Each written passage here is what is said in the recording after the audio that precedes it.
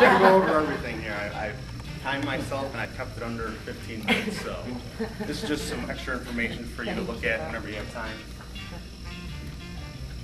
And I'm sure it was supported by him too. That's right. Took care of it last night. Chris will attest to that. He saw me at work late last night, finishing everything up. So.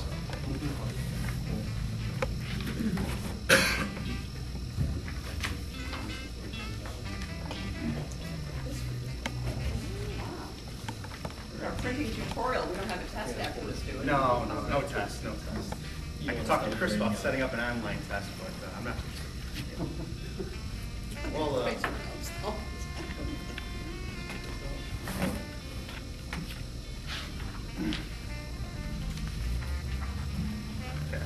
Well, just to start out, give you a little bit of a history of. I'm going to start out. I'm just going to go over briefly about printing and design.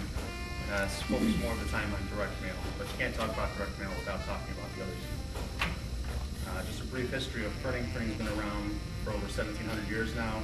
Initially started out in China with wood block printing. They actually used to engrave the letters that they needed onto wood blocks, apply an ink or blood or whatever onto and they would actually imprint it onto a piece of camel hide. Jumping ahead, about 500 years ago, a German gentleman named Johann Gutenberg was credited with inventing the first movable type printing press. And essentially what that was little metal letters that they would use to create the paragraphs and words that they needed, and it was all a hand-done machine. Again, like I said, the packet I gave you gives you a lot more information on it if you're curious. Now, going ahead to about 20 years ago is when the desktop publishing revolution began. That's when the Macintosh was That's when the Macintosh was sold. It was the first computer to have a graphical user interface. Then in 1985, Aldus PageMaker came out, which was later turned into Adobe PageMaker, was the first desktop publishing program that allows you to actually see visually what the page is going to look like when you're actually setting up to have it printed. Also at that time, the first laser printer was introduced, and this allowed what was on the screen to actually, what you saw on the screen was what you got when you printed it out. And both of them spoke the PostScript language. It's not going to go into that. That could actually be an entire discussion in itself. But essentially what the PostScript language was, the desktop program could speak it directly to the printer, and that's why you got exactly what you saw when you printed everything. There are several different types of printing. I did list them all if you're curious on page 5 of the little booklet. The main one I'm going to deal with today is offset printing. It's the most popular. It works on the principle of water and oil don't mix.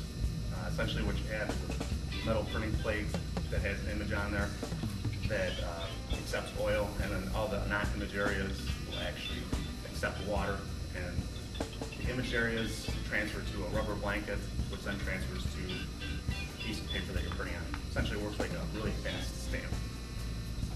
And the reason it's the most popular process of printing for high volume amounts of work is because of the speed and the quality that you actually get from offset printing. And if you're, as I was timing myself, I realized that I had an entire section of advantages of print advertising, but it took me way too long. So if you want to read through pages 7 and 16 at your convenience, it will actually give you a chock full of information that you can use for all the advantages of print advertising. And you can't talk about printing without talking about color. When your eye sees color, your eye can actually see in the vicinity of, the average human eye can see in the vicinity of 5 to 10 million different colors. And when you're looking at a computer monitor, the computer monitor can actually display millions of colors also. Now, the trouble lies in when you go to actually print those colors. And some of you may have ran into a problem when you're printing something off on your inkjet printers, you can't get it to match. The reason that happens is in 4-color printing, whether it be an offset press, an inkjet printer, or even a color laser printer, those devices can only print thousands of colors. So you actually start going to a much smaller gamut of color that can be easily reproduced. So you do have that problem. When you try to print something out and had a photograph that just didn't look the same as it did on the monitor, that's what's happening. You're actually clipping out the colors that are on the monitor to force it to work onto a color printer.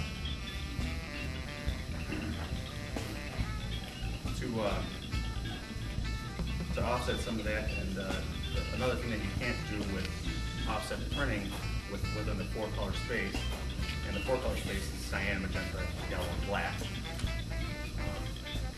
is certain spot colors, certain colors you cannot reproduce with 4-color printing, and those are fluorescents. If you want something to print out fluorescent pink, you're never going to get it out of your color inkjet printer or your color laser printer, and metallics. If you wanted a metallic looking piece to be printed out, it doesn't reproduce accurately. And what comes in then is we have spot colors.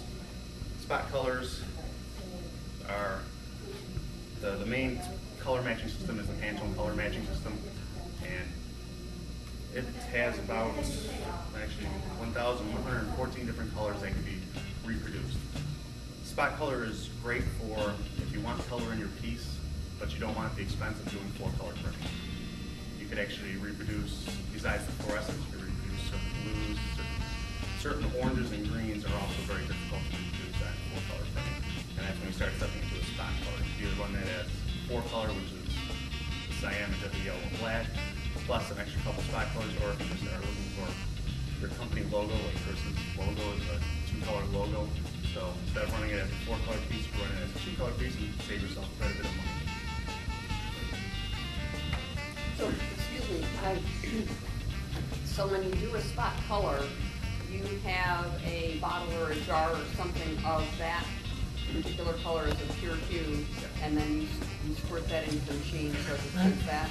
Yeah, it's actually, it's a can of ink, and yeah, that's actually